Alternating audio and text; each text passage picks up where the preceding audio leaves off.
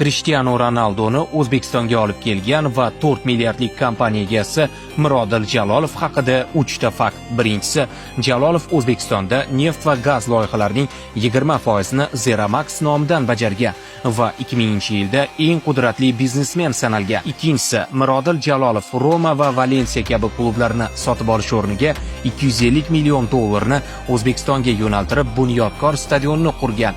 Rivaldoni 18 million dollarga olib kelgan va klubni Markaziy Osiyodagi eng boy klubga aylantirgan. Uchinchisi, Jalolov 18 ming gektarda tekstil va un zavodlari qurib, yiliga 150 million dollar maosh to'lanadigan 41 ming ish o'rni yaratdi.